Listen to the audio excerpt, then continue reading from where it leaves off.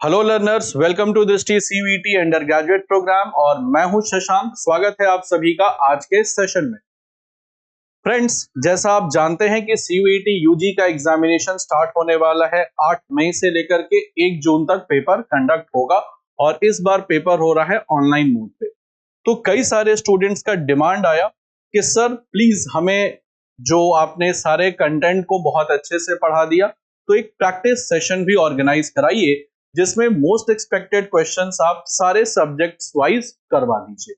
तो फ्रेंड्स, इन्हीं स्टूडेंट्स की जो नीड को ध्यान में रखते हुए आज मैं आपके साथ डिस्कस करने वाला हूं most expected GK polity question for CUET UG 2025। और इसी तरीके से हम सारे सब्जेक्ट्स को कवर अप करेंगे, जिसमें पॉलिटी होगा, हिस्ट्री है, ज्योग्राफी है, इकोनॉमिक्स है। तो वो सारे के सारे सब्जेक्ट्स एक एक करके कवर अप हो जाएंगे और इस सेशन का आपको फायदा मिलेगा एग्जामिनेशन में कि जो भी क्वेश्चंस मोस्ट एक्सपेक्टेड रहे हैं या आने की जिनकी संभावना है, उन सारे क्वेश्चंस को हम लोग प्रॉपरली कवर अप करेंगे। और साथ ही साथ फ्रेंड्स, इसका पीडीएफ भी आपको मिलेगा। और वो कहाँ मिलेगा? तो वो मिलेगा हमारे टेलीग्राम चैनल पे, जिसका क्यूआर कोड मैं आपको सेशन के लास्ट में शो करूंगा। तो इस सेशन के अंत तक बने रहिए और ये सेशन आपके लिए बहुत ही महत्वपूर्ण होने वाला है फॉर जनरल एप्टीट्यूड टेस्ट। तो फ्रेंड्स, स्टार्ट करते हैं आज के सेशन को। और पहला क्वेश्चन आपके सामने है कि preamble of Indian constitution is adopted from which country. तो जो इंडियन कॉन्स्टिट्यूशन का प्रियम्बल है, जिसे हिंदी में प्रस्तावना या उद्देशिका कहते हैं, ये किस देश के संविधान से लिया गया है? ऑप्शन है फ्रेंड्स जापान, ऑस्ट्रेलिया, यूएसए और फ्रांस। तो सबसे पहले दोस्तों बात करते हैं कि ये प्रियम्बल है क्या। तो देखो, preamble basically summary of constitution है। तो प्रियम्बल को आप कह सकते हैं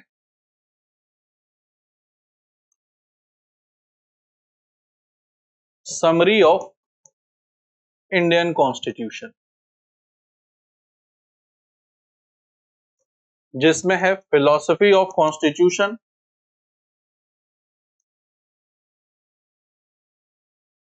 जिसमें संविधान की फिलॉसफी है, and view point of constitution makers, और संविधान निर्माताओं का व्यू पॉइंट है कि किस उद्देश्य से भारत के संविधान निर्माता भारत के संविधान की रचना कर रहे हैं।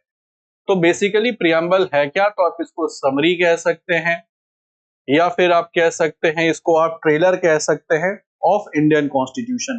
तो समरी कह लो, फिलॉसफी कह लो, ट्रेलर कह लो इंडियन कॉन्स्टिट्यूशन का, वो है आपका प्रियम्बल। और प्रियम्बल किस देश से हमने अडॉप्ट किया है? तो वो अडॉप्ट किया है यूएसए से। तो इंडियन कॉन्स्टिट्यूशन का जो प्रियम्बल है वो अडॉप्टेड है यूएसए से। और प्रभावित किससे है? इन्फ्लुएंस्ड किससे है? तो इन्फ्लुएंस्ड है ऑब्जेक्टिव रिजोल्यूशन से। तो इन्फ्लुएंस है ऑब्जेक्टिव रिजोल्यूशन से, जिसको हिंदी में कहते हैं उद्देश्य प्रस्ताव। तो ये उद्देश्य प्रस्ताव से प्रेरित है। तो बेसिकली प्रेरित है उद्देश्य प्रस्ताव से और लिया गया है यूएसए के संविधान से। तो करेक्ट आंसर है फ्रेंड्स ऑप्शन 3, जो कि है यूएसए। तो यूएसए के संविधान से प्रियम्बल अडॉप्टेड है। और साथ ही साथ ये प्रभावित कहां से है? तो प्रभावित है ऑब्जेक्टिव रिजोल्यूशन से, जिसको पंडित जवाहरलाल नेहरू ने 13 दिसंबर 1946 को संविधान सभा में प्रस्तुत किया और 22 जनवरी 1947 को संविधान सभा ने इसको एक्सेप्ट किया। तो यहां तक सबको बात समझ आ गई? तो करेक्ट आंसर है दोस्तों ऑप्शन 3, जो कि है यूएसए। बढ़ते हैं अपने अगले क्वेश्चन की तरफ कि which of the following words in preamble is not mention. तो फ्रेंड्स, ये बताना है कि इनमें से कौन सा जो शब्द है वो भारत के संविधान की प्रस्तावना या उद्देशिका में वर्णित नहीं है, not mentioned in Indian preamble. तो प्रियम्बल ऑफ इंडियन कॉन्स्टिट्यूशन में ये कौन सा वर्ड मेंशन नहीं है? ऑप्शन है सॉवरेन, सोशलिस्ट, सेकुलर, इंडिपेंडेंट।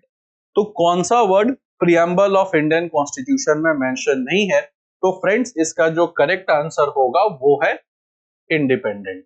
तो ये इंडिपेंडेंट शब्द जो है वो मेंशन नहीं है। तो sovereign, socialist, secular, democratic, Republic, ये वर्ड्स आपके प्रियम्बल ऑफ इंडियन कॉन्स्टिट्यूशन में मेंशन। और ध्यान इसमें रखिएगा दोस्तों कि ये जो इंडिपेंडेंट शब्द है यानी स्वतंत्रता शब्द नहीं मेंशन, डायरेक्टली मेंशन नहीं है। तो sovereign, socialist, secular, democratic, Republic, फिर है जस्टिस, लिबर्टी, इक्वेलिटी और फेटर्निटी। तो जस्टिस, लिबर्टी, लिबर्टी का मतलब इंडिपेंडेंसी होता है, लेकिन ध्यान रखिएगा कि ये डायरेक्टली कॉन्स्टिट्यूशन में प्रियम्बल में मेंशन नहीं है। तो इसका जो सही जवाब होगा वो होगा इंडिपेंडेंट। और सेकुलर वर्ड्स ध्यान रखना है फ्रेंड्स कि सेकुलर वर्ड का मीनिंग क्या होता है। देखो सेकुलर वर्ड को हिंदी में कहते हैं पंथ निरपेक्षता। संविधान में देखोगे तो पंथ निरपेक्ष शब्द आया है, धर्म निरपेक्ष नहीं है। और इसका मतलब है कि all religions are treated with equal respect. तो सेकुलर का मतलब जो है कि all religions are treated with equal respect. तो सभी धर्मों को ट्रीट किया जाता है इक्वल रिस्पेक्ट से। तो करेक्ट आंसर है फ्रेंड्स ऑप्शन 4 जो कि है इंडिपेंडेंट। करेक्ट आंसर है ऑप्शन 4। ये वर्ड प्रियम्बल में मेंशन नहीं, तो not mentioned in preamble. Correct answer है ऑप्शन 4। नेक्स्ट है friends match the list 1 with list 2 and choose the correct answer. अब देखो यहां पर बेसिकली ये जो क्वेश्चन है ये सोर्सेज ऑफ इंडियन कॉन्स्टिट्यूशन से है कि किस देश के संविधान से हमने क्या अडॉप्ट किया है। ऑप्शन है आयरलैंड, फ्रांस, जापान या ब्रिटेन। और 2 है directive principles of state policy, Republican form of government, process established by law और बाइकैमरल लेजिस्लेचर। देखो बाइकैमरल लेजिस्लेचर का सीधा मतलब होता है कि पार्लियामेंट के 2 हाउसेज होंगे। बाइकैमरल लेजिस्लेचर का मतलब कि जो लेजिस्लेचर होगा उसके 2 हाउसेज। अब देखो आयरलैंड से हमें पता है कि हमने लिया है डीपीएसपी। तो ध्यान रखना है फ्रेंड्स कि जो directive principles of state policy है ये लिया हुआ है आयरलैंड से। तो ए का हो गया करेक्ट ऑप्शन हो गया 1। फिर रिपब्लिकन फॉर्म ऑफ गवर्नमेंट। देखो रिपब्लिकन फॉर्म का मतलब होता है कि head of the state is elected, जहां राष्ट्र प्रमुख का चुनाव है। तो हर साल, हर 5 साल पे भारत में राष्ट्र प्रमुख यानी राष्ट्रपति का चुनाव होता है हर 5 वर्षों पर। तो रिपब्लिकन फॉर्म ऑफ गवर्नमेंट लिया हुआ है फ्रांस से, तो इसका हो गया 2। तो ध्यान रखना ए का 1 का हो गया ए और फ्रांस का हो गया बी। इसके बाद जापान से लिया हुआ है process established by law C और ब्रिटेन से लिया हुआ है डी। तो ए बी सी डी। तो ध्यान रखना friends A B C D. अब देखो एक ही ऑप्शन से आपको आंसर मिल जाएगा। तो 1 का ए, 2 का बी, 3 का सी और 4 का डी। तो करेक्ट आंसर होगा फ्रेंड्स ऑप्शन 2। तो करेक्ट आंसर क्या होगा? तो दैट विल बी ऑप्शन 2। 1 का ए है, 2 का बी है, 3 का सी है और 4 का डी है। तो करेक्ट आंसर होगा ऑप्शन 2। ये बेसिकली क्वेश्चन जो है वो सोर्सेज ऑफ इंडियन कॉन्स्टिट्यूशन से लिया गया है। बात सबको समझ आ गई? यहां पर ध्यान रखना कि रिपब्लिकन फॉर्म ऑफ गवर्नमेंट का मतलब होता है कि head of state, head of the state ये होते हैं बेसिकली इलेक्टेड। तो हेड ऑफ द स्टेट होते हैं इलेक्टेड। और बाइकैमरल लेजिस्लेचर का मतलब होता है कि लेजिस्लेचर के होंगे 2 हाउसेस, यानी विधायिका के होंगे 2 सदन। तो विधायिका के होंगे 2 सदन। तो करेक्ट आंसर है दोस्तों ऑप्शन 2। करेक्ट आंसर है ऑप्शन 2। नेक्स्ट है दोस्तों क्वेश्चन है कि match the list 1 with list 2 and choose the correct option. यहां भी लिस्ट 1 को लिस्ट 2 से मिलाना है और करेक्ट ऑप्शन चूज करना है। ऑप्शन है ऑस्ट्रेलिया, ब्रिटेन, जर्मनी, यूएसए। इसके बाद है red jurisdiction, concurrent list, fundamental rights, suspension of fundamental rights during emergency. अब देखो ये बेसिकली क्वेश्चन है सोर्सेज का मैच द फॉलोइंग करना है। तो ऑस्ट्रेलिया से सबसे पहले फ्रेंड्स हमने लिया है कंकरेंट लिस्ट। तो ए का हो गया, 1 का हो गया बी। ब्रिटेन से लिया है रेड जुरिस्डिक्शन जो आर्टिकल 32 और 226 में है। फिर यूएसए से लिया है फंडामेंटल राइट्स और जर्मनी से लिया है जिसको वाइमर कॉन्स्टिट्यूशन भी कहते हैं। जर्मनी के संविधान को वाइमर कॉन्स्टिट्यूशन भी कहते हैं। 3 का है डी। तो बी ए डी सी, तो ध्यान रखना ऑप्शन क्या होगा, बी ए डी सी। तो करेक्ट आंसर होगा फ्रेंड्स ऑप्शन टू। तो करेक्ट आंसर होगा ऑप्शन टू कि एक 1 का बी, 2 का ए, 3 का डी और 4 का सी। तो B A D C, this will be the correct answer. I hope friends यहां तक क्लियर है। और रिट जो है दोस्तों ये जारी करती है इंडिया में फिलहाल supreme court and high courts, ये जारी करती है।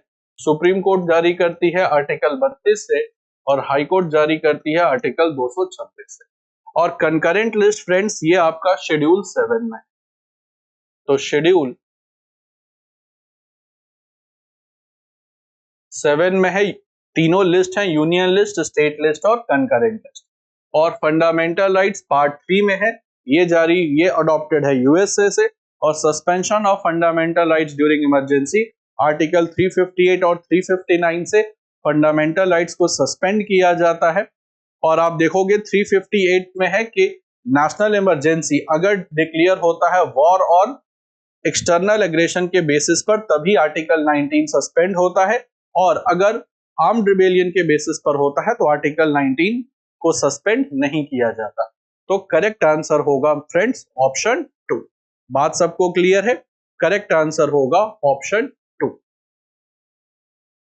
नेक्स्ट है फ्रेंड्स क्वेश्चन कि head of the country will be elected, this term is known as head of the country. देखो हेड ऑफ द कंट्री को हिंदी में सीधा सीधा कह सकते हैं राष्ट्र प्रमुख।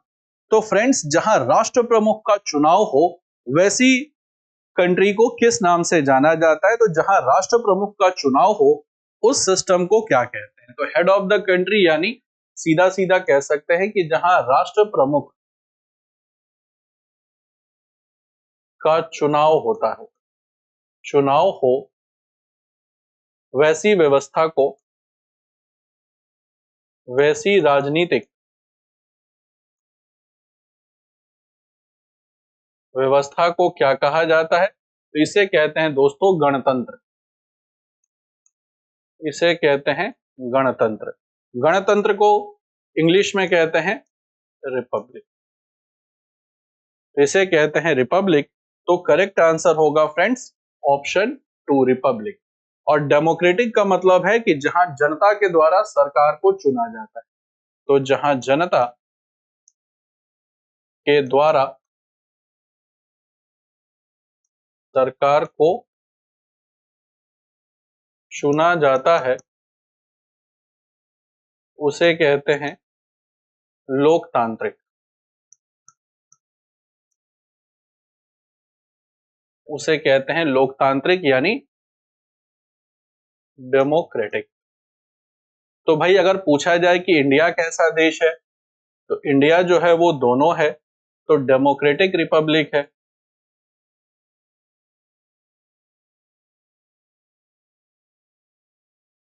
डेमोक्रेटिक रिपब्लिक है। और वही आपसे पूछा जाए ब्रिटेन कैसा है, तो वो डेमोक्रेटिक मोनार्की है।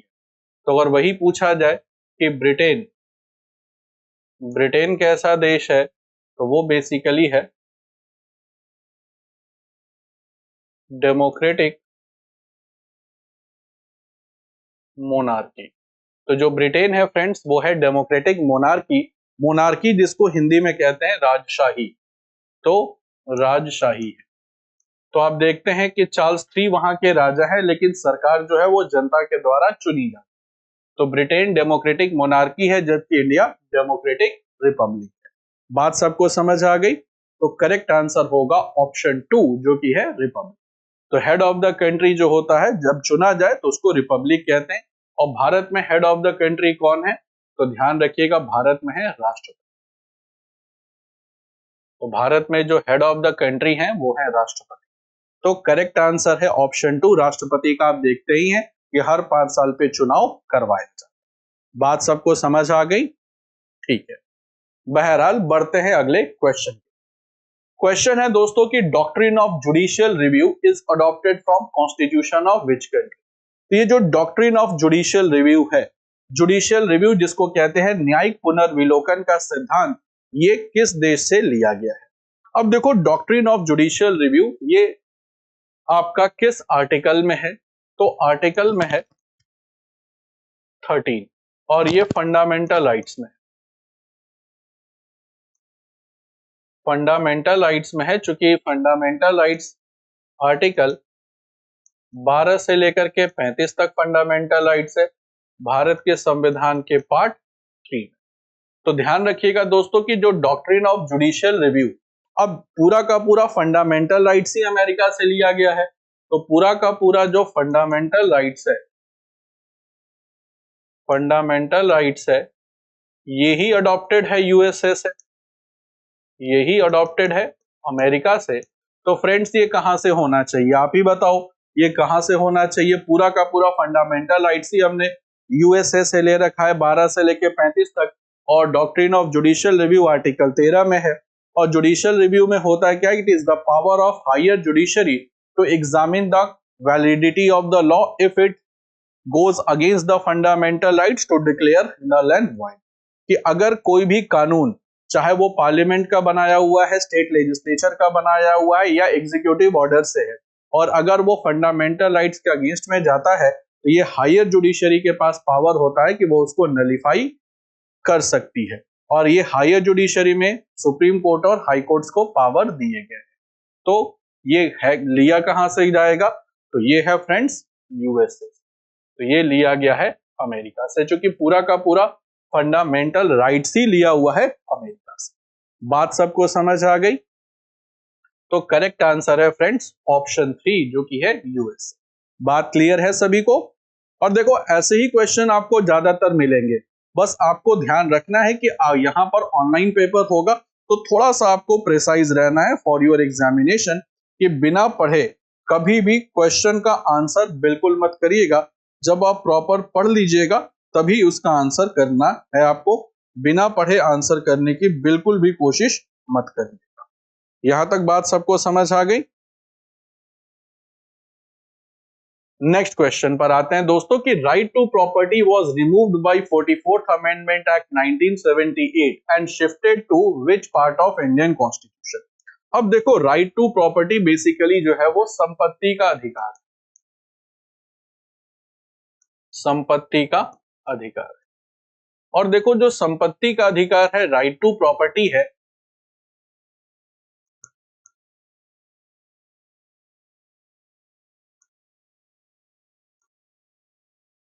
इसको 44th amendment act, 44th amendment act 1978 से कर दिया गया shift.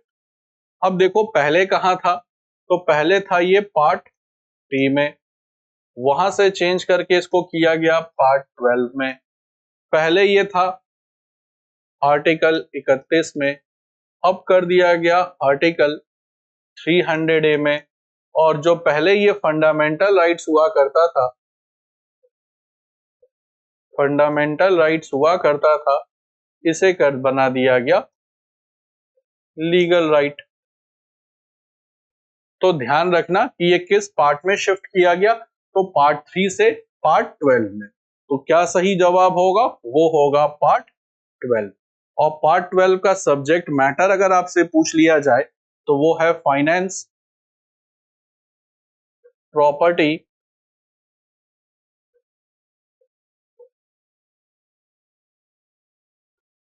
Contract and suit. Finance, property, contract and suit part 5 friends discuss करता है यूनियन को, पार्ट 6 डिस्कस करता है स्टेट को, और पार्ट 7 को रिपील कर दिया गया, रिपील कर दिया गया 7th अमेंडमेंट एक्ट 1956 से। तो पार्ट 7 जो पहले राज प्रमुख को डील करता था, राज प्रमुखों को डील करता था, इसको हटा दिया गया 7th अमेंडमेंट एक्ट 1956 से। तो यहां तक बात सबको क्लियर है? तो मुझे एक बार जल्दी से कमेंट करके बताइए, यहां तक सबको बात समझ में आ गई? तो करेक्ट आंसर है फ्रेंड्स ऑप्शन 4 जो कि है पार्ट 12। तो आई होप ये बात सबको क्लियर है। अब बढ़ते हैं अपने अगले क्वेश्चन। अगला क्वेश्चन है दोस्तों कि abolition of titles mention in which article of Indian constitution. देखो अबॉलिशन ऑफ टाइटल्स का मतलब है उपाधियों का अंत, तो इसका मतलब है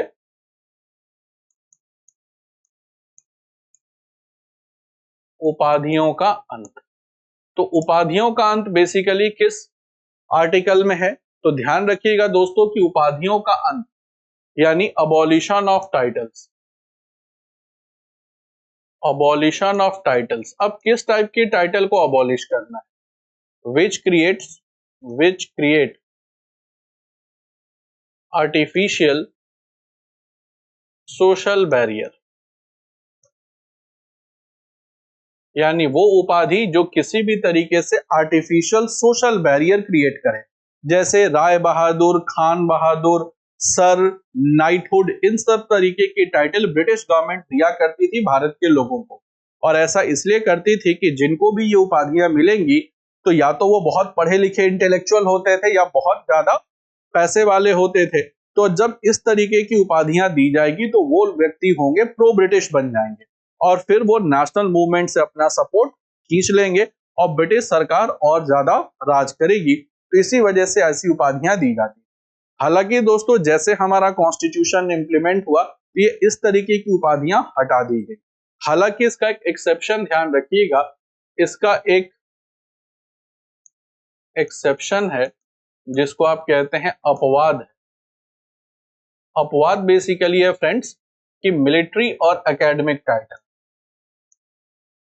मिलिट्री और एकेडमिक टाइटल को रिटेन किया जा सकता है। तो मिलिट्री और एकेडमिक टाइटल को रिटेन किया जा सकता है और ये है किसमें? तो आर्टिकल 12 बेसिकली है definition of state, definition of state है। आर्टिकल 13 है जुडिशियल रिव्यू, देन आर्टिकल 17 है अबॉलिशन ऑफ अनटचेबिलिटी, जिसको हिंदी में कहते हैं अस्पृश्यता का अंत, अस्पृश्यता का अंत। और आर्टिकल 18 है abolition of titles, abolition of titles यानी उपाधियों का अंत, उपाधियों का अंत। तो करेक्ट आंसर फ्रेंड्स क्या होगा? वो होगा आर्टिकल 18। तो वो होगा आर्टिकल 18 जो कि है उपाधियों का अंत। तो अबॉलिशन ऑफ टाइटल्स होगा आर्टिकल 18 के अंतर्गत। तो सही जवाब होगा ऑप्शन 4। यहां तक क्लियर है सभी को?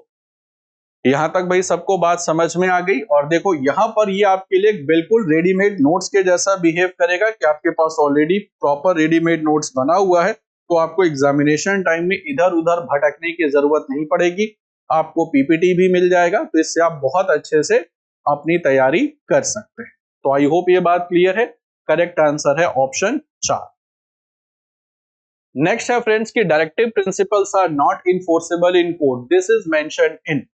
तो जो directive principles of state policy हैं, जिसको कहते हैं राज्य के नीति निर्देशक तत्व, ये न्यायालय में प्रवर्तनीय नहीं है।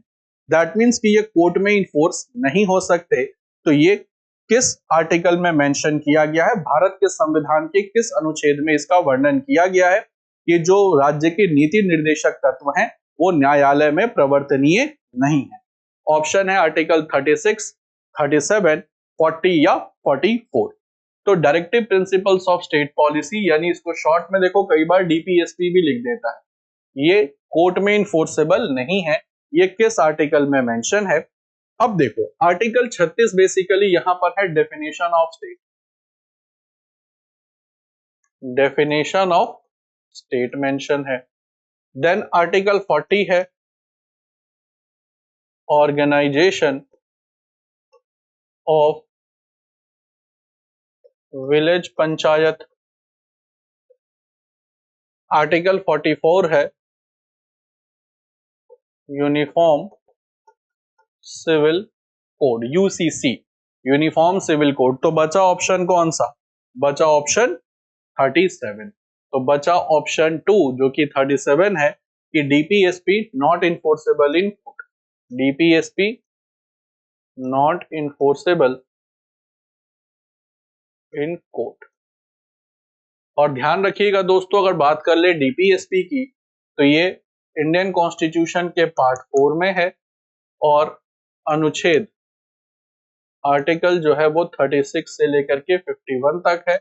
और इसको अडॉप्ट कहां से किया गया है? तो अडॉप्ट किया गया है आयरलैंड।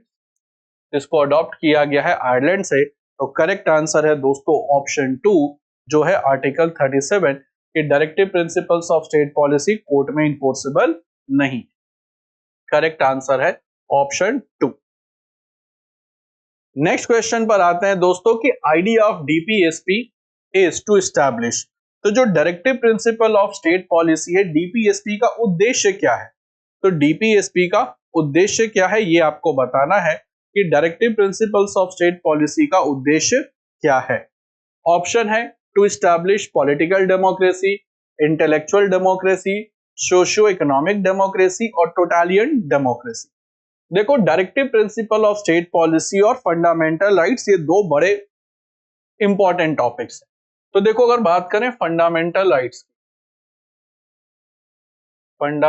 राइट्स की जिसको आप कहते हो मूल अधिकार या मौलिक अधिकार, इसका जो उद्देश्य है ये है राजनीतिक लोकतंत्र की स्थापना। और वही बात किया जाए directive principle of state policy की, इसका उद्देश्य जो है वो है सामाजिक आर्थिक लोकतंत्र की स्थापना।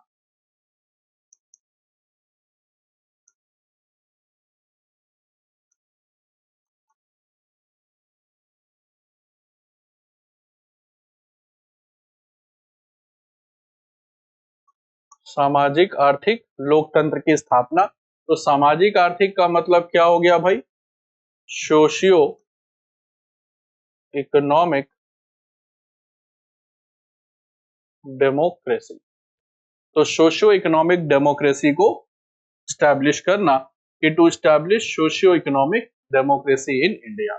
तो सामाजिक आर्थिक लोकतंत्र की स्थापना करना ही इसका उद्देश्य है। तो करेक्ट ऑप्शन होगा आंसर, करेक्ट ऑप्शन होगा 3। बात सबको समझ में आ गई? तो डीपीएसपी सोशियो इकोनॉमिक और पॉलिटिकल फंडामेंटल राइट्स, इस बात को याद रखिएगा क्योंकि ऐसे क्वेश्चन कई बार अगर आपके जीएटी का लेवल बढ़ा तो भी पूछा जा सकता है, साथ ही साथ डोमेन में भी आ सकता है। तो दोनों चीजें इससे आपकी बेहद कवर हो जाएंगी, बहुत हद तक कवर। तो करेक्ट आंसर है दोस्तों ऑप्शन 3। चलो अगले क्वेश्चन पर आते हैं फ्रेंड्स कि which of the following is not feature of directive principles of state policy. देखो, ऐसे क्वेश्चन में ध्यान रखना कि यहां पर सबसे इंपॉर्टेंट है फ्रेंड्स नॉट।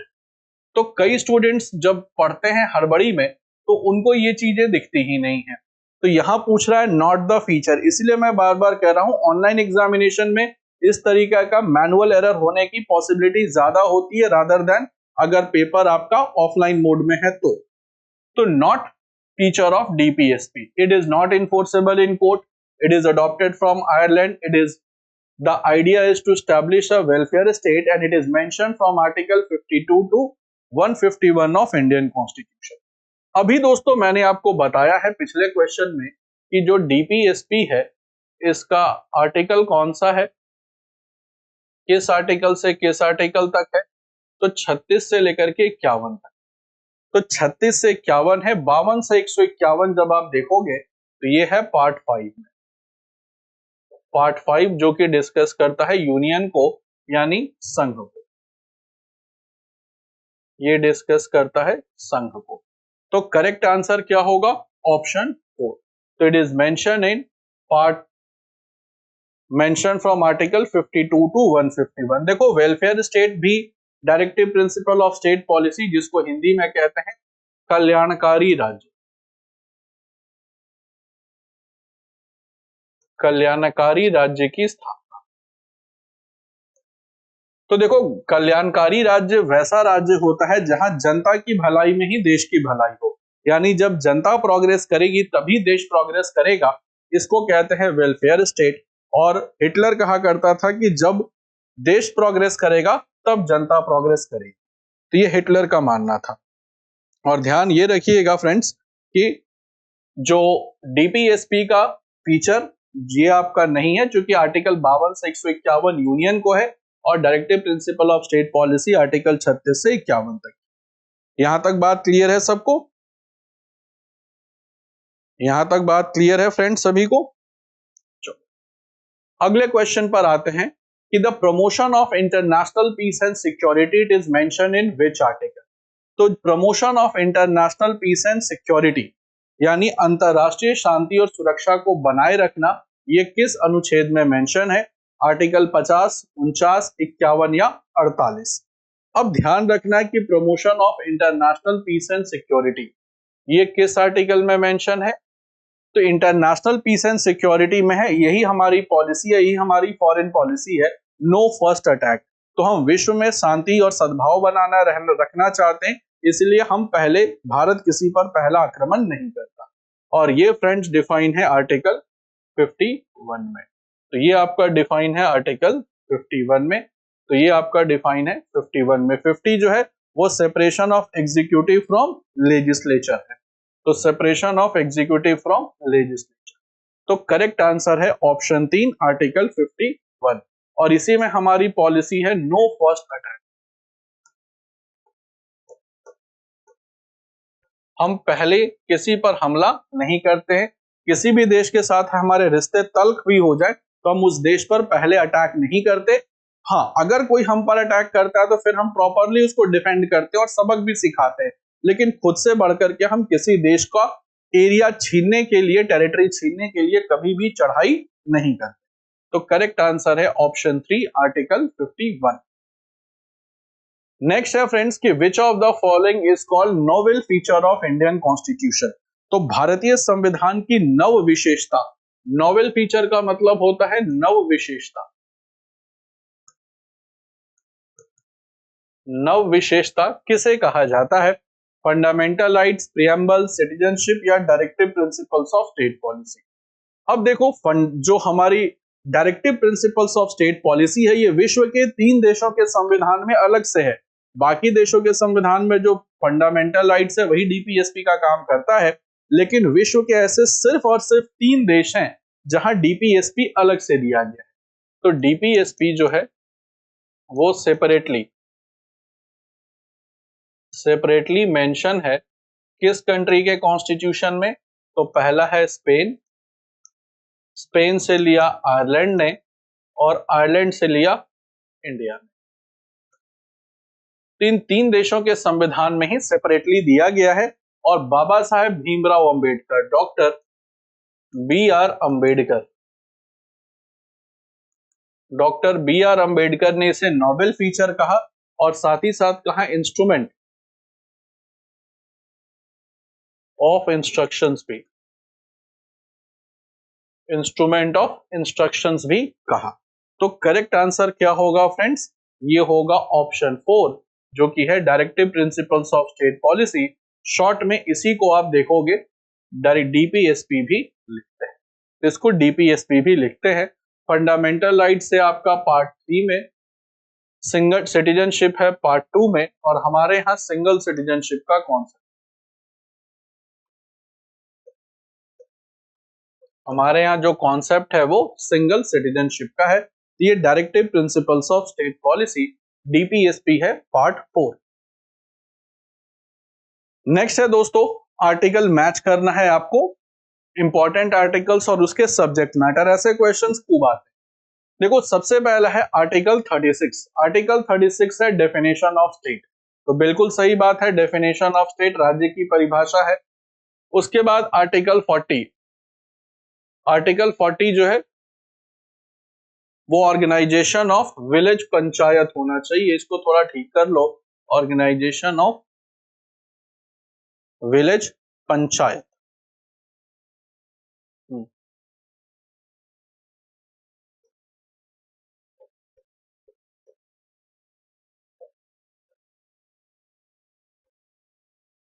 फिर आर्टिकल 40 हो गया ऑर्गेनाइजेशन ऑफ विलेज पंचायत, तो इसका हो गया ऑप्शन डी।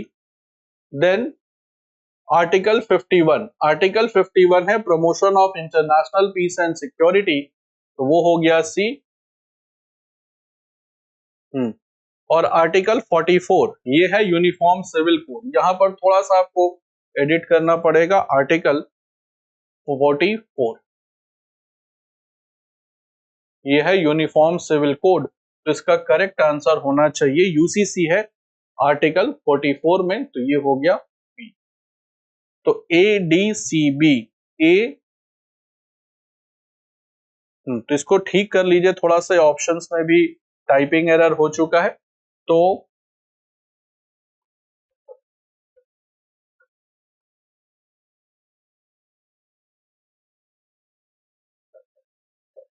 इसका करेक्ट आंसर होगा ऑप्शन 1। करेक्ट आंसर होगा ऑप्शन 1। थोड़ा सा इसमें टाइपिंग एरर हो गया, तो इसके लिए हम क्षमा प्रार्थी हैं, बाकी ऑप्शंस सही। तो करेक्ट आंसर है 1 का हो गया ए, 2 का हो गया डी, 3 का हो गया सी एंड 4 का हो गया बी।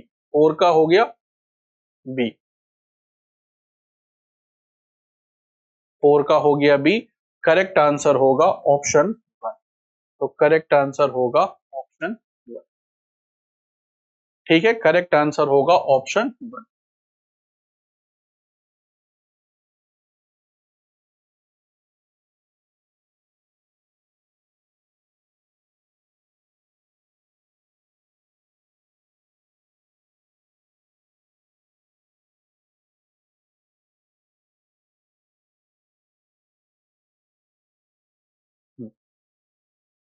चल नेक्स्ट क्वेश्चन पर है कि which of the following is not the principle of directive principles of state policy, कि डीपीएसपी के ये कौन से सिद्धांत नहीं है, तो इनमें से कौन सा जो सिद्धांत है वो directive principles of state policy का नहीं है। अब ध्यान रखना फ्रेंड्स कि जो डीपीएसपी है ये 3 प्रिंसिपल पर बेस्ड है, ये 3 प्रिंसिपल पर बेस्ड है। कौन कौन से हैं? पहला है सोशलिस्ट प्रिंसिपल, फिर है लिबरल इंटेलेक्चुअल,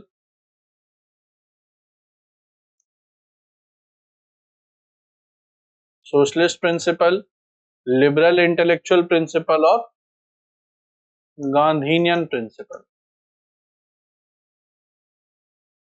तो socialist principles, liberal intellectual, Gandhian है, कोई नेहरूवियन पॉलिसी इसमें नहीं।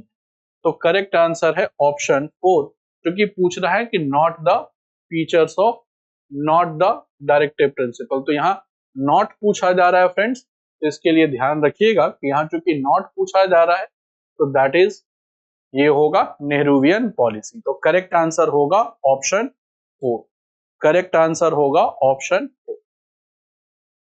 नेक्स्ट है दोस्तों कि English calligraphy of Indian constitution was dead by. अब देखो जब इंडियन कॉन्स्टिट्यूशन कंप्लीट हो गया तो उस समय तो कोई इतना ज्यादा कंप्यूटर एडवांस नहीं था कि एमएस वर्ड है, पावर पॉइंट है, उस पर हम एमएस वर्ड पर टाइप कर ले, अच्छे से उसको डेकोरेट कर ले। तो उस समय कैलीग्राफी की जाती थी, सुंदर लिखाई में लिखा जाता था। तो ध्यान रखना कि जब इंडियन कॉन्स्टिट्यूशन कंप्लीट हुआ तो वो था इंग्लिश में, तो इंग्लिश में कैलीग्राफी जो की गई वो की गई थी प्रेम बिहारी रायजादा के द्वारा। तो प्रेम बिहारी रायजादा ने इंग्लिश कैलीग्राफी की, हालांकि इस इंग्लिश कैलीग्राफी के लिए उन्होंने पैसा नहीं लिया और ये कहा कि कॉन्स्टिट्यूशन के हर पेज के नीचे मेरा नाम लिखा होगा। तो पंडित नेहरू इस बात को मान गए, चूंकि बहुत अच्छे कैलीग्राफर थे, और पूरा का पूरा फ्रेंड्स जो हमारा कॉन्स्टिट्यूशन है वो इटैलिक फॉन्ट में लिखा हुआ है। तो ध्यान रखिएगा कि जो इंडियन कॉन्स्टिट्यूशन का जो फॉन्ट है वो है इटैलिक। तो इंडियन कॉन्स्टिट्यूशन का जो फॉन्ट है वो इटैलिक में लिखा हुआ है। प्रेम बिहारी रायजादा ने, वसंत कृष्ण वैद्य ने हिंदी कैलीग्राफी की।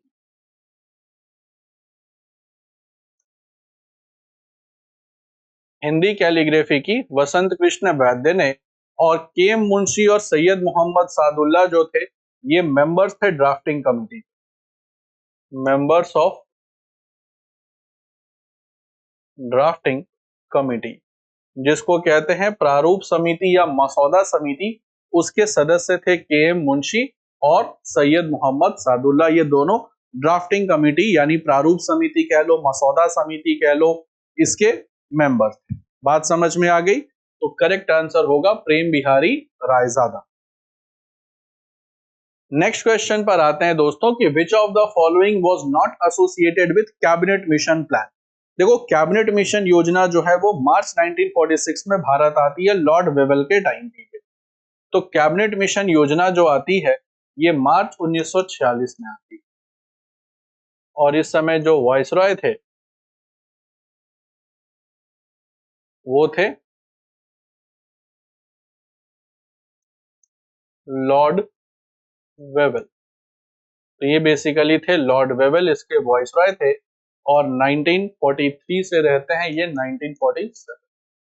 लॉर्ड वेवेल के टाइम में कैबिनेट मिशन योजना आती है और इसमें 3 सदस्य होते हैं। कैबिनेट मिशन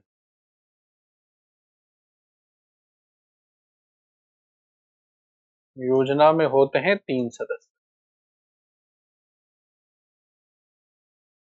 जिसको आप याद रख सकते हैं पीएसी के नाम। पी का मतलब है पैथिक लॉरेंस, ये इसके अध्यक्ष हुआ करते थे। फिर थे एवी एलेक्जेंडर,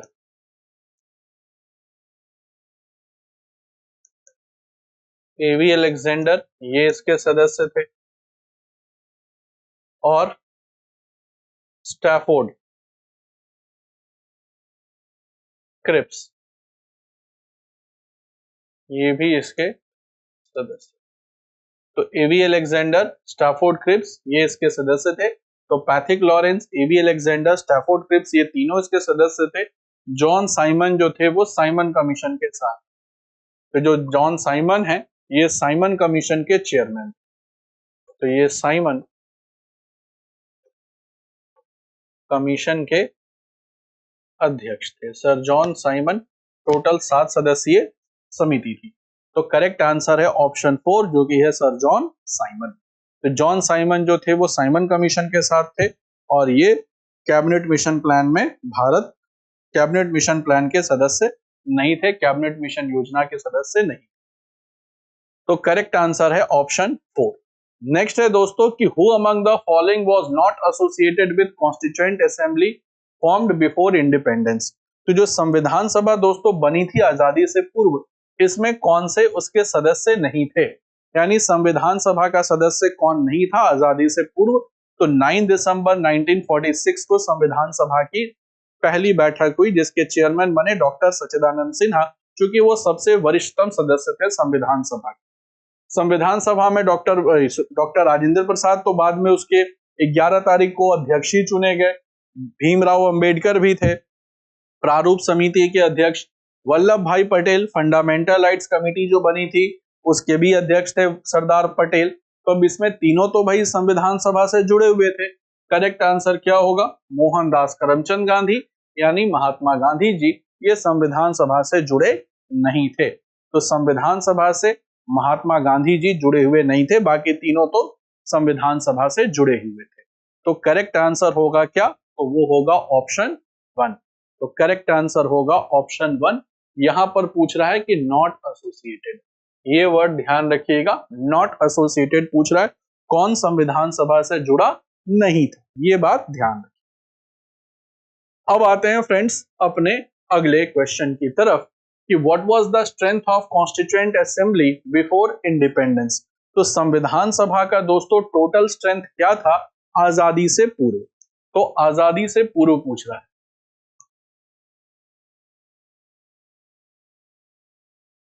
देखो आजादी से पूर्व जो संविधान सभा थी, सभा का जो कुल सदस्य थे वो थे आपके 389।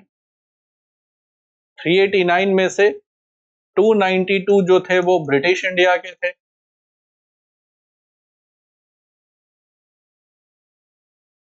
4 जो थे वो कमिश्नर्स के थे,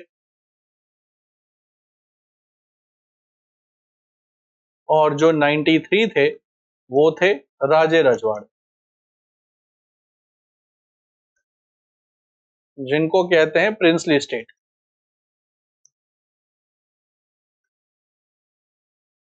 तो आप देखोगे 4 3 7 2 9 9 9 18 और 2 और 1 3।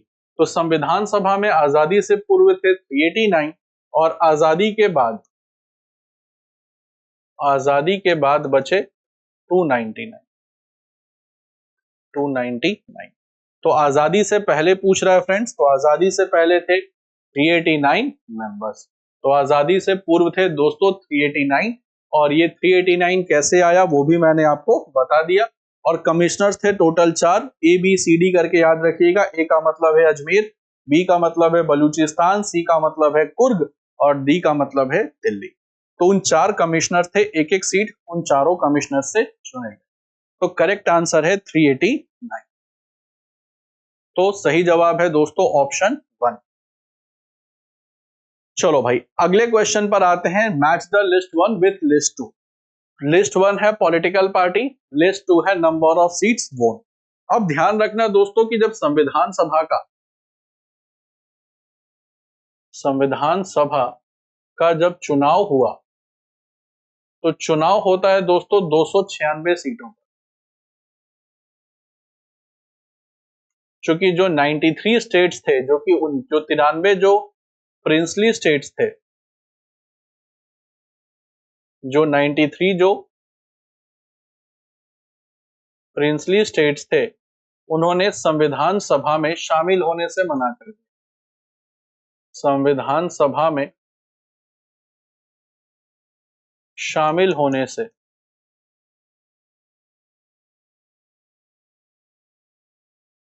मना कर दिया। तो संविधान सभा में शामिल होने से मना कर दिया, तो अब 296 सीटों पर ही चुनाव हुआ। अब 296 सीटों पर चुनाव हुआ, तो जो कांग्रेस ने जीता 208 सीट, मुस्लिम लीग ने कितना जीता, तो 73, और ध्यान रखिएगा कि जो अन्य थे वो जीता उन्होंने 15। तो 5 3 8 और 8 16, 7 और 1 8 और 2। तो ध्यान रखिएगा कि कांग्रेस ने जीता 208, तो INC का 1 का हो गया A, मुस्लिम लीग ने जीता 73 और अदर्स हो गए 15। तो ABC, 1 का A, 2 का B, 3 का C। तो सही जवाब है दोस्तों ऑप्शन 3। तो सही जवाब होगा ऑप्शन 3। बात सबको क्लियर हो गया? सही जवाब होगा ऑप्शन 3। यहां तक सबको क्लियर है? चलो अगले क्वेश्चन पर फ्रेंड्स बढ़ते हैं कि which of the following came first in the chronology during the formation of constituent assembly. तो संविधान सभा में इन घटनाओं में से कौन सा घटना पहले आता है? Cripps mission, cabinet mission plan, August offer, first session of constituent assembly. अब देखो क्रिप्स मिशन आती है सबसे पहले 1942 में, तो ध्यान रखना। और फर्स्ट ऑप्शन की बात करें तो क्रिप्स मिशन आता है 1942 में, कैबिनेट मिशन प्लान आता है 1946 में, अगस्त ऑफर लॉर्ड लिनलिथगो देते हैं 1940 में, और first session of constituent assembly ये होगा आपका, फर्स्ट मीटिंग भी आप कह लो कॉन्स्टिट्यूएंट असेंबली का होगा आपका 1946 में। 9 दिसंबर 1946 में संविधान सभा की प्रथम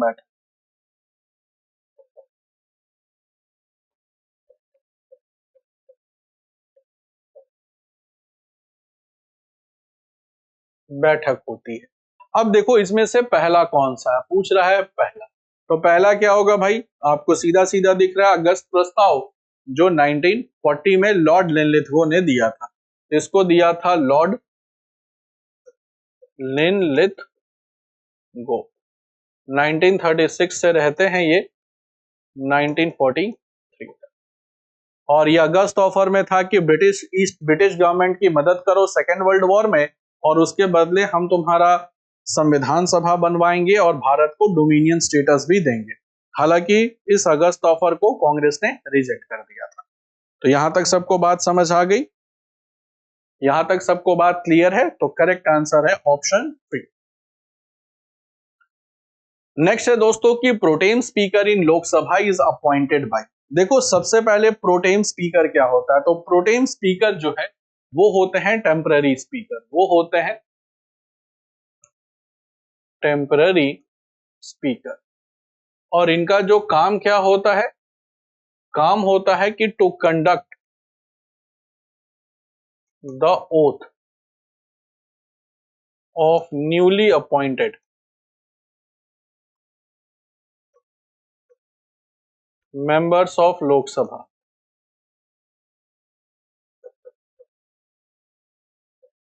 and to conduct the election of regular speaker। और जैसे रेगुलर स्पीकर चुन लिए जाते हैं, अब जैसे रेगुलर स्पीकर का इलेक्शन हो जाएगा, ये अपना पोस्ट ये अपना ऑटोमेटिकली क्या कर देंगे? वेकेट। तो पोस्ट ये अपना ऑटोमेटिकली वेकेट कर देंगे। और प्रोटेम स्पीकर को चुना जाता है बाई प्रेसिडेंट। जो वर्तमान लोकसभा के जो प्रोटेम स्पीकर बने थे वो थे भर्तृहरि महताब। तो जो वर्तमान लोकसभा है 2024 से 2029 तक, उसके प्रोटेम स्पीकर चुने गए थे भर्तृहरि महताब, और ये चुना था इनको राष्ट्रपति श्रीमती द्रौपदी मुर्मू ने। तो करेक्ट आंसर है दोस्तों ऑप्शन 3 जो कि है प्रेसिडेंट ऑफ इंडिया। तो प्रेसिडेंट ही चुनती है प्रोटेम स्पीकर को। उसके बाद हमारे रेगुलर स्पीकर ओम बिरला साहब चुने गए, तो प्रोटेम स्पीकर ने अपना पद खुद ही स्वतः ही खाली कर दिया। और इनका ओथ भी करवाती है, इनका शपथ भी करवाती हैं, तो वो प्रेसिडेंट ऑफ इंडिया ही करवाएंगे। बात समझ आ गई सबको? बात उम्मीद करता हूं फ्रेंड्स आपको समझ में आ गया होगा।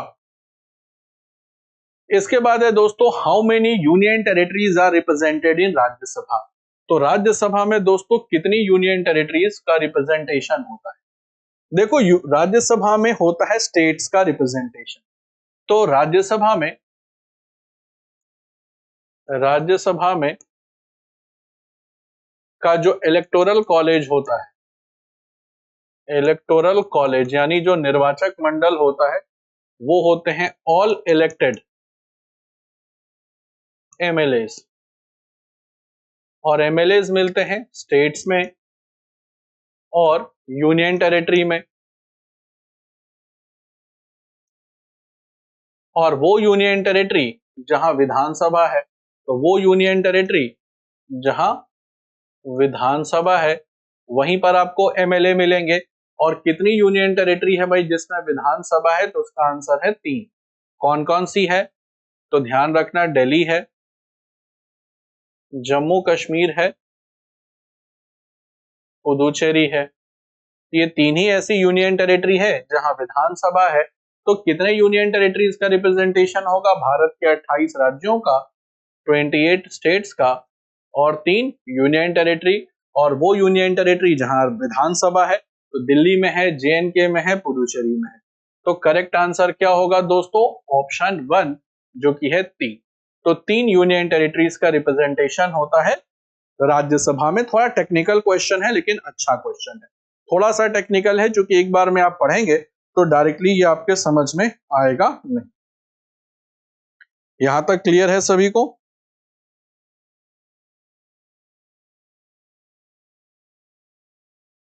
यहां तक क्लियर है? तो करेक्ट आंसर है ऑप्शन 3। नेक्स्ट है फ्रेंड्स कि speaker has power to decide which bill is a money bill और not. Which article of Indian constitution is associated with money bill. तो कौन सा आर्टिकल है दोस्तों इंडियन कॉन्स्टिट्यूशन का जो धन विधेयक से संबंधित है? मनी बिल को धन विधेयक कहते हैं। आर्टिकल 108 है, 110 है, 112 है, 202 है।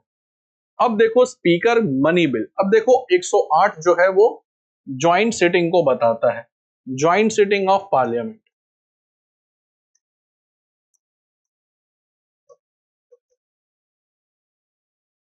यानी संसद के संयुक्त अधिवेशन को बताता है। 112 जो है वो annual financial statement, annual financial statement of centre of union को बताता है, जिसको हम सिंपल टर्म्स में कहते हैं यूनियन बजट। हालांकि बजट शब्द संविधान में नहीं दिया गया है, बजट शब्द की जगह जो स्टेट वर्ड यूज किया गया है वो है एनुअल फाइनेंशियल स्टेटमेंट। बजट शब्द संविधान में है ही नहीं, उसके जगह यूज किया गया है एनुअल फाइनेंशियल स्टेटमेंट। आर्टिकल 202 में है annual financial statement, financial statement of states, जिसको कहते हैं स्टेट बजट, जिसको कहते हैं स्टेट बजट, ये दिया हुआ है। तो कौन सा आर्टिकल दोस्तों होना चाहिए? मनी बिल का आर्टिकल है आर्टिकल 110। तो मनी बिल का आर्टिकल है 100 तो मनी बिल का आर्टिकल है धन विधेयक, जिसको कहते हैं,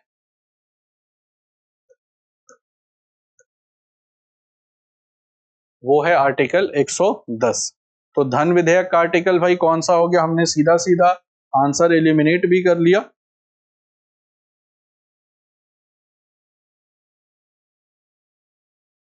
मनी बिल आर्टिकल 110 में है। और ध्यान रखना मनी बिल को इंट्रोड्यूस किया जाता है, इंट्रोड्यूस किया जाता है कहां? तो वो है लोकसभा में, लोकसभा में इंट्रोड्यूस किया जाता है। राष्ट्रपति की पूर्व अनुमति से ही आता है। आर्टिकल 110 जो है वो मनी बिल धन विधेयक का आर्टिकल है, आर्टिकल 110। नेक्स्ट है दोस्तों कि which part of the Indian constitution Panchayati Raj institution is defined. तो भारतीय संविधान के किस भाग में पंचायती राज संस्थाओं का जिक्र है? तो सीधा सीधा पूछ रहा है कि जो पंचायती राज संस्थाएं वो भारत के संविधान के किस भाग में मेंशन है, बस ये question. Part 7, part 12, part 9, part 9A। तो ध्यान रखना है फ्रेंड्स कि पार्ट जो 7 है वो रिपील कर दिया गया, तो repealed bye 7th amendment act 1956। तो 7th अमेंडमेंट एक्ट 1956 से पार्ट 7 हटा दिया गया। पार्ट 12 जो है वो है finance, property, contract and suit. Then part 9A है municipality and municipal corporation. Municipality and municipal corporation part 9 है पंचायती राज। और ध्यान रखना कि पार्ट 9 है और इसके संवैधानिक प्रावधान को देखें, कॉन्स्टिट्यूशनल प्रोविजन को देखें तो 73rd अमेंडमेंट एक्ट 1992 से इसको मिला constitutional status. Then part 9 schedule 11 एंड आर्टिकल 243 से article 243 O. Part 9 schedule 11 article 243 से 243 ओ। तो करेक्ट आंसर होगा दोस्त ऑप्शन 3 जो कि है पार्ट 9। तो जो पंचायती राज है वो पार्ट 9 में डिफाइन है और ये बाकी उसके प्रावधान मैंने आपको लिख दिए। 24 अप्रैल 1993 को पंचायती राज को के जो डॉक्यूमेंट पर प्रेसिडेंट ने साइन कर दिया, तो 24 अप्रैल को मनाते हैं पंचायती राज दिवस। तो 24 अप्रैल को मनाया जाता है पंचायती राज दिवस। नेक्स्ट आते हैं दोस्तों कि state election commission conducts the election of.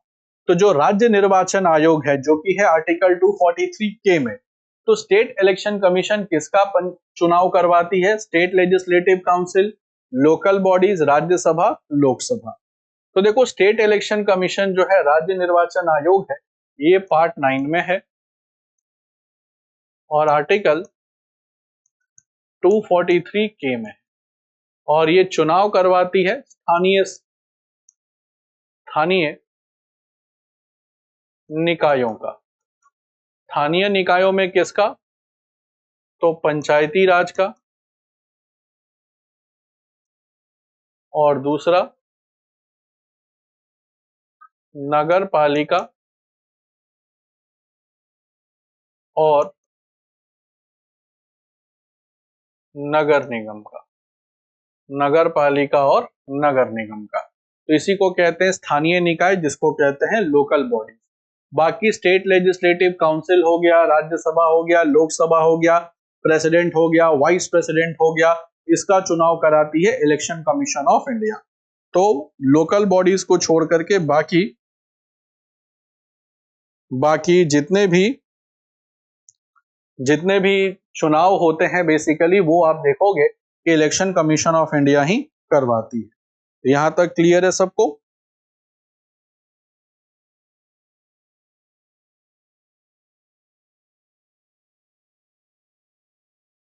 यहां तक क्लियर है सबको?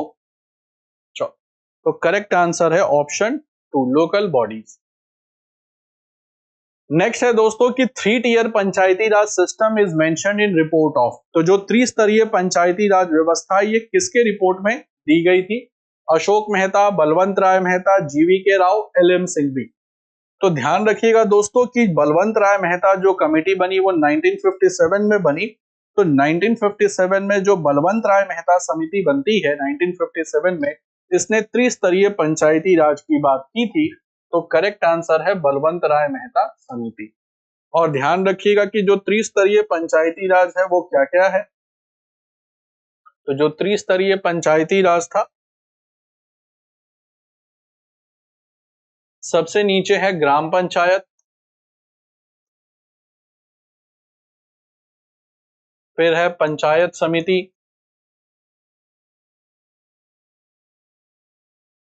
और फिर है जिला परिषद। ग्राम पंचायत, पंचायत समिति, जिला परिषद। ग्राम पंचायत होगा विलेज लेवल पर, पंचायत समिति ब्लॉक लेवल पर, और जिला परिषद डिस्ट्रिक्ट लेवल। ये आपका बलवंत राय मेहता समिति जो बनी 1957 में, ये और 2 टियर पंचायती राज सिस्टम की बात की थी अशोक मेहता समिति ने 1977। तो करेक्ट आंसर है दोस्तों बलवंत राय मेहता समिति। और इसी बलवंत राय मेहता समिति के रिकमेंडेशन पर 2 फरवरी 1959 को पंचायती राज संस्था का इनॉग्रेशन किया गया नागौर में, राजस्थान के नागौर के बगधरी गांव में बाई पंडित जवाहरलाल।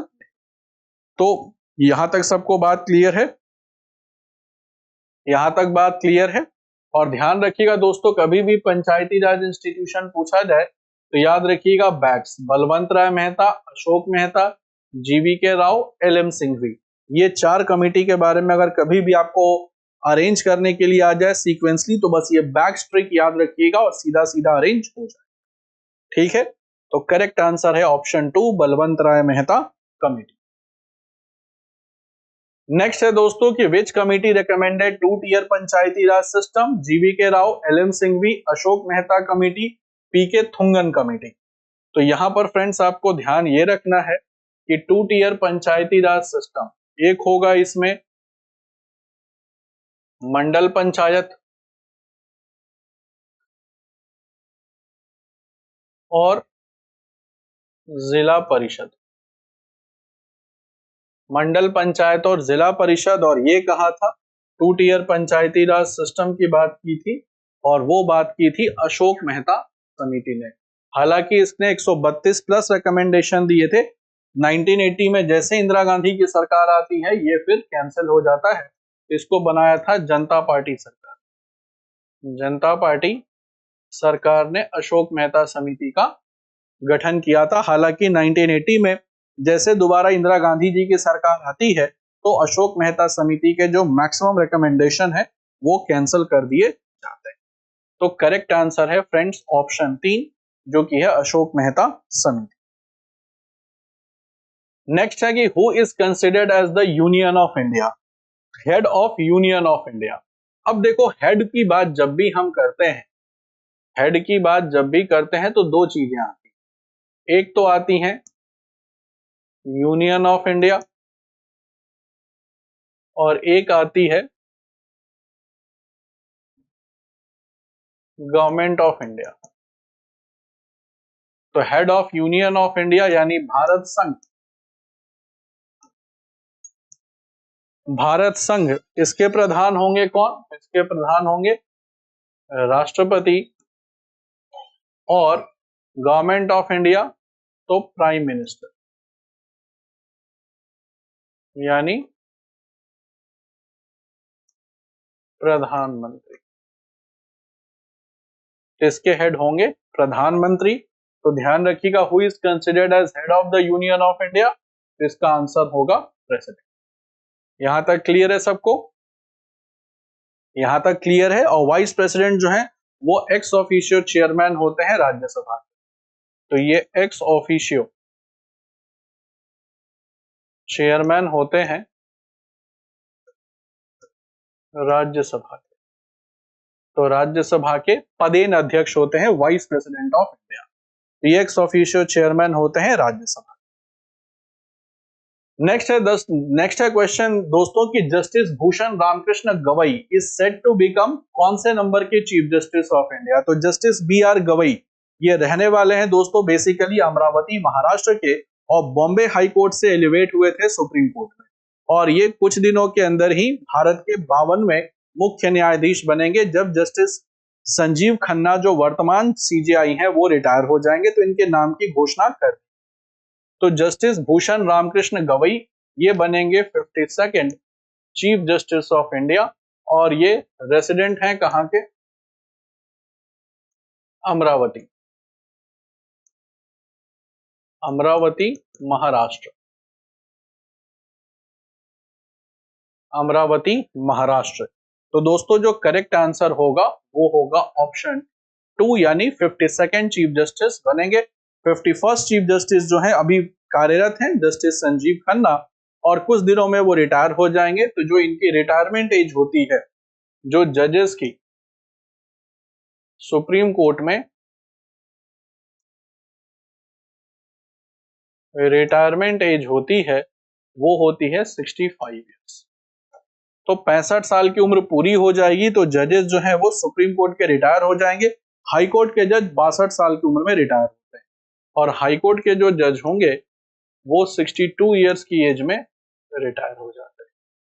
ठीक है, तो करेक्ट आंसर है 52nd chief justice of India. Next है दोस्तों कि which authority has power to increase और डिक्रीज द नंबर ऑफ जजेस इन सुप्रीम कोर्ट? तो सुप्रीम कोर्ट में न्यायाधीशों की संख्या को बढ़ाने या घटाने की शक्ति किसके पास है? तो सुप्रीम कोर्ट में न्यायाधीशों की संख्या को बढ़ाना या घटाने का जो शक्ति है ये किसके पास है? ये किसके पास है? ऑप्शन है प्राइम मिनिस्टर, प्रेसिडेंट, पार्लियामेंट या ministry of law and justice. तो देखो सबसे पहले अगर देखा जाए तो पहले 31 जज हुआ करते थे, उससे 34 कर दिया गया 2019 में, और ये शक्ति है वो भारतीय संसद के पास। भारतीय संसद, तो ये क्या आंसर होगा? ऑप्शन 3 जो कि है पार्लियामेंट ऑफ इंडिया। तो ये आंसर होगा पार्लियामेंट ऑफ के पास है, भारतीय संसद के पास। क्लियर है सबको? वर्तमान में 34 जज हैं, पहले 31 हुआ करते थे, 3 जज और बढ़ा दिए गए 2019 में, तो अब बन गया 34, और ये शक्ति किसके पास है? तो भारत की संसद के पास है। बढ़ा भी सकती है, घटा भी सकती है, हालांकि अभी तक बढ़ाया ही है, घटाया नहीं। तो करेक्ट आंसर है ऑप्शन 3। नेक्स्ट है दोस्तों कि which is the longest session of Indian parliament? तो भारतीय संसद का सबसे बड़ा सत्र क्या है? देखो भारत के संसद में 3 सत्र है। BMW याद रखना, एक ट्रिक याद रखना, BMW। बी का मतलब होता है बजट, ये स्टार्ट हो जाता है फरवरी से और चलता है मई तक। फिर होता है मॉनसून, ये चलता है जुलाई से लेकर के सितंबर तक। और W का मतलब है विंटर, ये चलता है नवंबर दिसंबर तक। तो BMW। तो सबसे बड़ा दोस्तों बजट सेशन होता है, सबसे छोटा होता है विंटर सेशन। और संसद के सेशन को, सत्र को बुलाना और सत्र को समाप्त करना, यानी सेशन को कॉल करना और सेशन को प्रोरोग करना, ये दोनों प्रेसिडेंट के हाथ में ही होता है। तो which is the longest session? Longest session होता है बजट सेशन और शॉर्टेस्ट सेशन होता है विंटर सेशन।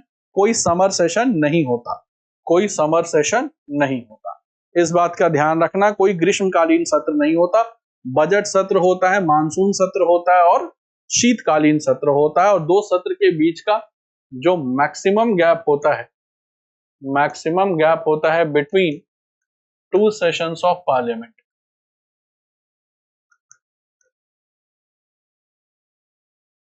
पार्लियामेंट होता है वो होता है 6 मंथ का, वो होता है 6 महीने का। तो करेक्ट आंसर है ऑप्शन 3 जो कि है बजट सेशन। चलो यहां पर दोस्तों वही क्वेश्चन है कि maximum gap between two sessions of parliament can't exceed. तो ये मैंने ऑलरेडी बता रखा है कि maximum gap between two session of parliament can't exceed 6 months. तो करेक्ट आंसर होगा 6 मंथ्स। तो दो सेशन के बीच का जो मैक्सिमम गैप होता है 6 महीने से ज्यादा नहीं होना चाहिए। तो करेक्ट आंसर है ऑप्शन 2। नेक्स्ट है दोस्तों कि number of pardoning powers given to the president of India is. तो दोस्तों भारत के राष्ट्रपति को कितनी क्षमादान शक्तियां दी गई है, ये आपसे क्वेश्चन पूछ रहा है कि पार्डनिंग पावर्स कितने हैं। तो पार्डनिंग पावर्स दोस्तों बेसिकली आर्टिकल 72 में पार्डनिंग पावर्स हैं और ये 5 टाइप्स के, इसके टाइप्स हैं वो हैं 5। कौन है? तो पार्डन, कम्यूटेशन, रेमिशन, रिस्पाइट और रिप्राइव। तो पार्डन, कम्यूटेशन, रेमिशन, रेस्पाइट और रिप्राइव, ये 5 टाइप के पार्डनिंग पावर्स है। तो करेक्ट आंसर होगा ऑप्शन 3 जो कि है 5 टाइप के पार्डनिंग पावर्स है। करेक्ट आंसर होगा ऑप्शन 3। नेक्स्ट है दोस्तों कि the Indian parliament consist of. तो इंडियन पार्लियामेंट में क्या क्या है? आर्टिकल 79 की बात कर रहा है। तो आर्टिकल 79, आर्टिकल 79 की बात करें तो इंडियन पार्लियामेंट के 3 ऑर्गन्स हैं। पहला तो है प्रेसिडेंट, फिर है राज्यसभा और फिर है लोकसभा। President, Rajya Sabha and Lok Sabha. तो लोकसभा, राज्यसभा, प्रेसिडेंट, तो ये 3 ऑर्गन है इंडियन पार्लियामेंट्री सिस्टम के। हाउसेस पूछा जाए तो 2 है, हाउसेस पूछा जाए यानी सदन पूछा जाए तो 2 है और अगर अंग पूछा जाए तो 3 है। राष्ट्रपति भी संसद का अभिन्न अंग होता है। तो करेक्ट आंसर है ऑप्शन 2। नेक्स्ट है दोस्तों कि joint sitting of parliament is adopted from. तो जो संसद का संयुक्त अधिवेशन है जो डिफाइन किया गया है आर्टिकल 108, आर्टिकल 108 में ज्वाइंट सिटिंग डिफाइन किया गया है कि when Rajya Sabha, when Lok Sabha and Rajya Sabha sits together to discuss a bill, इसी को कहते हैं ज्वाइंट सिटिंग। और ये लिया गया है ऑस्ट्रेलिया से। तो ये लिया गया है ऑस्ट्रेलिया के संविधान से। तो करेक्ट आंसर है ऑस्ट्रेलिया। तो ये लिया गया है ऑस्ट्रेलिया के संविधान से ज्वाइंट सिटिंग ऑफ पार्लियामेंट जो कि डिफाइन है आर्टिकल 108। नेक्स्ट है दोस्तों कि which of the following of Indian constitution is influence from objective resolution. तो इनमें से कौन सी ऐसी चीज है भारतीय संविधान की जो उद्देश्य प्रस्ताव से प्रेरित है, जो उद्देश्य प्रस्ताव से प्रेरित है। तो वैसी कौन सी इसमें फीचर है जो उद्देश्य प्रस्ताव से प्रेरित? ऑप्शन है fundamental rights, preamble, DPSP, fundamental duty. देखो ऑब्जेक्टिव रिजोल्यूशन जो था ये इसको प्रेजेंट किया पंडित जवाहरलाल नेहरू ने 13 दिसंबर 1946 को और इसको कॉन्स्टिट्यूएंट असेंबली ने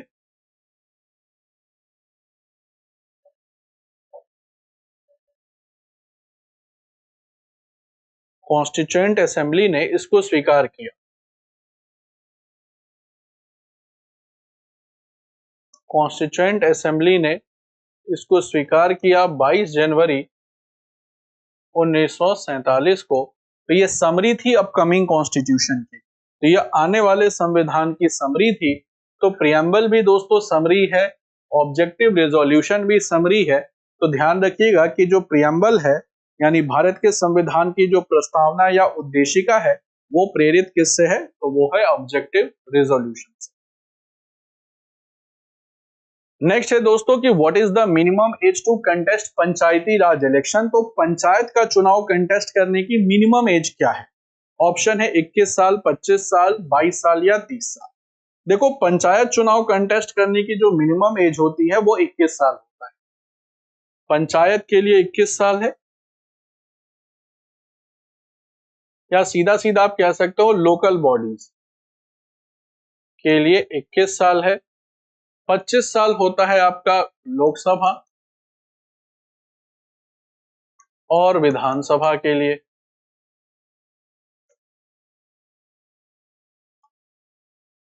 30 साल होता है राज्यसभा और विधान परिषद, जिसको कहते हैं स्टेट लेजिस्लेटिव काउंसिल के लिए होता है 30 साल। तो करेक्ट आंसर है दोस्तों 21 साल। स्थानीय निकायों के लिए जैसे पंचायत हो गया, म्युनिसिपैलिटी, म्युनिसिपल कॉर्पोरेशन हो गया, उसके लिए है 21 साल। नेक्स्ट है दोस्तों कि who is ex officio chairperson of Rajya Sabha. तो राज्यसभा का दोस्तों पदेन अध्यक्ष कौन होता है? देखो राज्यसभा का पदेन अध्यक्ष हमने पढ़ा है कि जो राज्यसभा का पदेन अध्यक्ष होता है वो हमेशा होते हैं उपराष्ट्रपति। तो उपराष्ट्रपति जो होंगे वो राज्यसभा के पदेन अध्यक्ष होंगे। तो करेक्ट आंसर होगा ऑप्शन 3 जो कि है वाइस प्रेसिडेंट ऑफ इंडिया। ये राज्यसभा के पदेन अध्यक्ष होते हैं। नेक्स्ट है दोस्तों कि election of state legislative council is conducted by. तो जो राज्य विधान परिषद का चुनाव होता है इसको कौन आयोजित करवाता है? तो राज्य विधान परिषद का जो चुनाव होता है दोस्तों वो भी करवाता है इलेक्शन कमीशन ऑफ इंडिया। तो ये भारत का जो निर्वाचन आयोग है 3 सदस्यीय संस्था है, यही कराती है राज्य विधान परिषद का चुनाव। तो चाहे वो विधानसभा का चुनाव हो, विधान परिषद का हो, राष्ट्रपति का हो, उपराष्ट्रपति का हो, लोकसभा का हो, राज्यसभा का हो, ये सब चुनाव कराती है निर्वाचन आयोग। और जो स्थानीय निकाय हैं जैसे पंचायती राज है, नगर पालिका, नगर निगम है, इसका चुनाव कराती है राज्य निर्वाचन आयोग। तो करेक्ट आंसर है ऑप्शन 1 आर्टिकल 324 से 329 तक। तो आर्टिकल 324 से लेकर के 329 तक है, पार्ट 15 में है और पार्ट 15 डिस्कस करता है इलेक्शन। पार्ट 15 डिस्कस करता है इलेक्शन। तो दोस्तों यहां पर हम लोगों ने डिस्कस कर लिया पॉलिटी के इंपॉर्टेंट क्वेश्चंस, और ये बहुत इंपॉर्टेंट दोस्तों सेशन आपके डोमेन के लिए भी होगा और जनरल एप्टीट्यूड टेस्ट के लिए भी। और सेशन के शुरुआत में मैंने फ्रेंड्स कहा था कि आपको इसका पीडीएफ भी मिलेगा। तो पीडीएफ कहां मिलेगा? पीडीएफ मिलेगा दृष्टि सीयूईटी हिंदी के टेलीग्राम चैनल पर। तो देखो ये इसका क्यूआर कोड लगा हुआ है, क्यूआर कोड को स्कैन कर लेना, टेलीग्राम ओपन करना, क्यूआर कोड को स्कैन कर लेना। जैसे स्कैन करोगे वो आपको हमारे चैनल पर लेकर के जाएगा, बस आप उसको ज्वाइन कर लीजिए। तो आप चैनल पर ज्वाइन हो जाओगे और जितने भी इंपॉर्टेंट सेशंस होंगे अदर सब्जेक्ट्स के भी, वो सब आपको यहाँ पर मिलेगा। तो आई होप डियर लर्नर्स यहाँ तक सबको दोस्तों समझ में आ गया होगा और आपने इस सेशन में भी बहुत अच्छे से एंजॉय किया होगा और चीजों को ढंग से समझा है। बस आपको करना क्या है कि जो भी अब आपने प्रैक्टिस की है खूब अच्छे से रिवाइज करिए, और इसी तरीके के बाकी सब्जेक्ट्स के लिए भी हम आपको क्विज लाएंगे ताकि आपकी एक मुकम्मल तैयारी हो सके फॉर सीयूईटी यूजी 2025 एग्जामिनेशंस।